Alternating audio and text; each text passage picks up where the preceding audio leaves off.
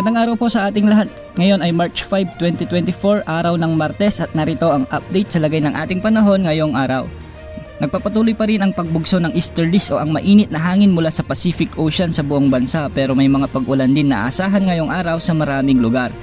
Para sa taya ng ating panahon ngayong araw sa Mindanao, posibleng makaranas ng bahagyang maulap hanggang sa maulap na kalangitan at posibleng ulanin pagsapit ng hapon o gabi ang bahagi ng Caraga, Davao Region at Sulu Archipelago.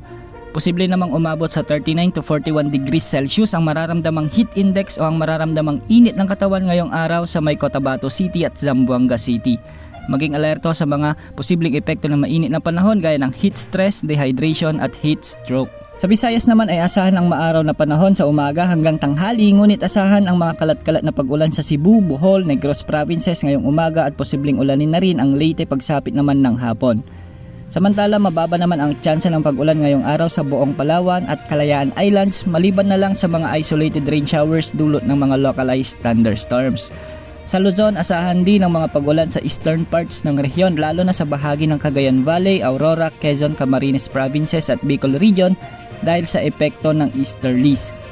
Posible namang pumalo sa mahigit kumulang na 37 degrees Celsius ang heat index ngayong araw sa bahagi ng Tarlac, Dagupan City, Cabanatuan City at Metro Manila.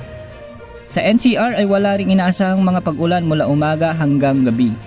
Magiging banayad hanggang sa bahagyang maalon naman ang mga karagatan sa bansa maliban na lamang sa extreme northern Luzon na may mga maalon na karagatan dulot ng mahinang bugso ng amihan. At yan po ang latest sa lagay ng ating panahon. Maging handa sa lahat ng oras dahil minuminuto ay nagbabago ang panahon. Ito po ang weather update ng bayan, maasahan anumang panahon.